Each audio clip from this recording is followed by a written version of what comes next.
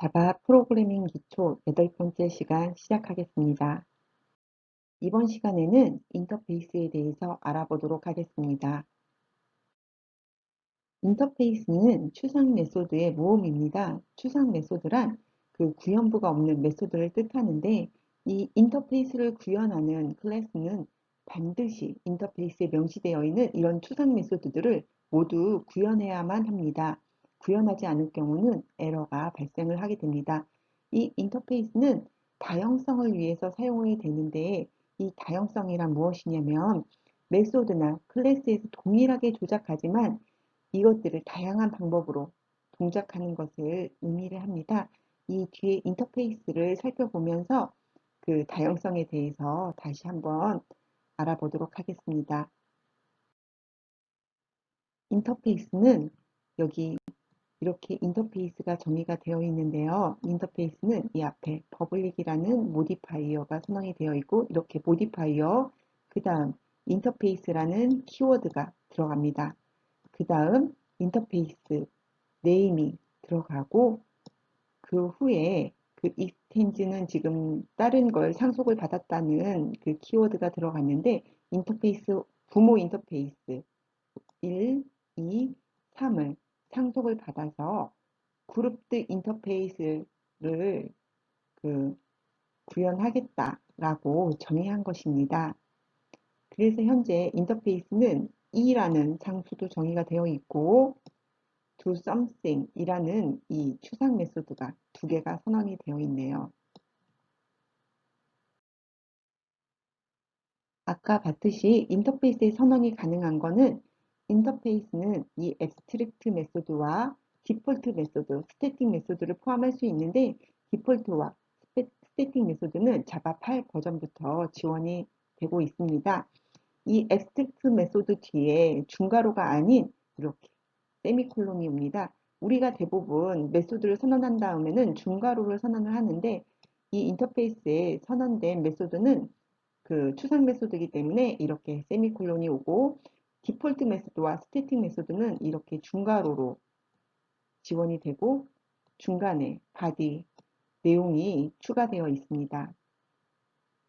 그리고 아까 앞에서 봤듯이 인터페이스는 상수 선언도 가능한데, 정의된 상수값은 여기서는 더블 E로 되어 있지만 앞에 public static final이라는 그 키워드가 생략된 것입니다. 인터페이스를 구현을 할 때는 구현하는 클래스 앞에 implement라는 키워드를 사용을 해서 선언을 합니다. 클래스는 둘 이상의 인터페이스를 구분할 수 있으며, implement 키워드 뒤에 콤마로 구분하여 목록을 나열합니다. 인터페이스 예제를 살펴보겠습니다. 앞에서 설명을 했듯이 이 인터페이스를 구현을 할 때는 이렇게 public이라는 모디파이어와 인터페이스라는 키워드, 그 후에 여기서는 relatable 이름을 가진 인터페이스를 정의를 했는데, 그 안에 is larger than이라는 그 추상 메소드가 선언되어 있습니다. 그리고 이 추상 메소드 안에는 relatable 인터페이스를 매개 변수로 보내는 그 메소드, 추상 메소드가 선언되어 있는 걸 확인하실 수 있습니다. 릴레이터블 인터페이스를 구현한 렉탱글 플러스 클래스에 대해서 알아보도록 하겠습니다.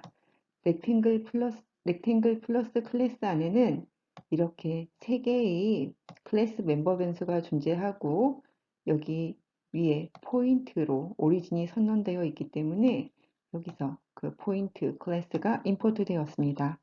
그리고 렉탱글 플러스라는 그 생성자가 아래와 같이 4개의 생성자가 선언이 되어 있고요. 그리고 getArea라는 메소드도 선언이 되어 있습니다. 이름에서 보듯이 getArea는 그 rectangle, 그 사각형의 그 area를 그 계산하는 메소드겠네요. 그리고 우리가 relatable에 그 선언이 되어 있던 추상 메소드인 is larger than이 오버라이드 되어서 여기에 구현이 되어 있습니다.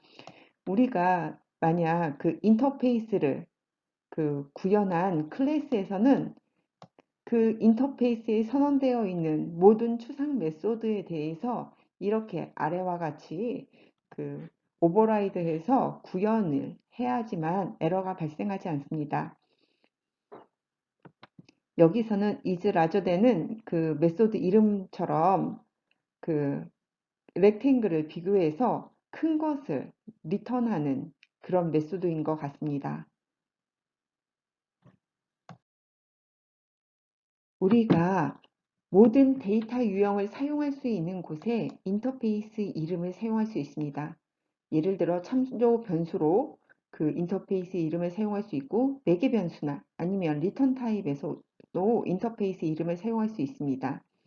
그랬을 경우 그 유형이 인터페이스인 참조 변수를 정의하거나 뭐 매개 변수를 정의하는 경우 이런 모든 객체는 인터페이스를 구현한 클래스의 인스턴스여야만 합니다. 밑에 예제를 살펴보겠습니다. find regist라는 그 메소드를 여기서 구현이 되어 있는데 여기에서는 오브젝트 1과 오브젝트 2의 그 매개 변수, 두 개의 매개 변수가 존재합니다. 여기 하단에서 그 바디에서 릴레이터블이라는 인터페이스의 그 오브젝트 1과 obj1과 obj2의 참조 변수를 선언을 한 후에 오브젝트 1과 오브젝트 2를 이렇게 캐스팅했는데 이럴 경우 오브젝트 1은 당연히 이 릴레이터블이라는 인터페이스를 구현한 클래스의 그 인스턴스여야만 하겠죠. 그렇지 않을 경우 이게 문제가 발생을 합니다. 우리가 이럴 경우 여기 이런 오류를 없애기 위해서 앞에서 배웠던 유형비교 연산자 인스턴스 of라는 유형비교 연산자가 혹시 기억나시나요? 그랬을 경우 여기 object 1 instance of relatable 해서 if문으로 해서 이걸 조건문을 넣어준 후에 확실히 그 object 1이나 object 2가 relatable의 instance인지 아닌지 확인한 후에 이렇게 구현이 되어 있다면 좀 더 정확한 프로그래밍이 되겠죠. 그 다음 이 오브젝트 1과 오브젝트 2를 사이즈를 비교를 해서 큰 것을 리턴하는 메소드입니다. 앞의 예제에서 추상 메소드를 포함하는 인터페이스를 생성을 하고 그 인터페이스를 구현한 클래스를 생성해 보았습니다. 그 클래스에서는 인터페이스에서 생성된 모든 추상 메소드가 구현이 되어 있었는데요. 만약 인터페이스에 선언되어 있는 추상 메소드가 하나라도 구현되어 있지 않을 경우 에러가 발생을 합니다. 그래서 모든 추상 메소드에 대해서 구현한 후에 인터페이스와 클래스를 배포를 했을 경우 우리가 기능들은 항상 계속 추가될 수 있고 빠질 수도 있는데 만약 처음에 만들어진 인터페이스에서 새로운 메소드를 추가해야 될 경우가 발생했을 때 이 추가된 메소드 때문에 이 인터페이스를 구현한 모든 클래스가 수정이 되어야 합니다. 이 예제에서 살펴보면 지금 doit이라는 인터페이스가 do something과 do something else라는 추상 메소드를 포함하고 있습니다. 하지만 밑에 did it work라는 메소드가 새로 추가되어야 될 경우 이 doit이라는 인터페이스를 구현한 클래스에서 이 did it work라는 이 메소드에 대해서 모두 다 구현해 줘야 됩니다. 그래서 이런 문제점을 해결할 수 있는 방법에 대해서 뒤에서 다시 살펴보도록 하겠습니다. 첫 번째, 디폴트 메소드로 추가를 하는 방법이 있습니다. 디폴트 메소드는 디폴트 메소드 시작 부분에 디폴트라는 키워드로 시작을 하고 이 인터페이스의 모든 선언은 암묵적으로 퍼블릭이므로 이 디폴트 메시지 앞에 퍼블릭이라는 모디파이어를 생략이 가능합니다. 디폴트 메소드 추가하는 방법에 대해서 예제를 통해 살펴보도록 하겠습니다. 지금 여기에서 앞에서 살펴봤듯이 doit이라는 인터페이스가 생성이 되어 있습니다. 이 doit이라는 인터페이스 안에 do something과 do something else라는 두 개의 추상 메소드가 선언이 되어 있습니다. 그 다음 이 doit이라는 인터페이스를 구현하는 doWork라는 클래스를 생성을 하고 doSomething과 doSomethingElse의 추상 메소드를 여기에서 구현을 했습니다. 그런데 우리가 이 doit이라는 인터페이스에 이렇게 didWork라는 그 새로운 메소드를 추가를 하고자 할 경우 이렇게 추가를 하면 여기 doWork가 doit이라는 인터페이스를 구현한 클래스인데 이와 같이 에러가 발생을 합니다. 이 do.didWork라는 abstract 메소드가 구현되지 않았다라는 에러 메시지가 발생을 하는 거죠. 앞에 did, abstract 메소드로 구현되어 있는 didWork를 여기에서는 디폴트 메소드로 구현을 해 보았습니다. 앞에 디폴트라는 키워드가 입력이 되었고 그리고 앞에 추상 메소드와는 다르게 이 중괄호를 통해서 그 메소드 바디가 입력이 되었습니다. 이런 식으로 디폴트 메소드를 입력을 하면 아까와는 다르게 에러가 발생하지 않는 것을 확인할 수 있습니다. 이 앞에 에러 표시도 사라졌고 직접 doWork라는 클래스에 가봐도 에러가 발생하지 않는 것을 확인하실 수 있습니다.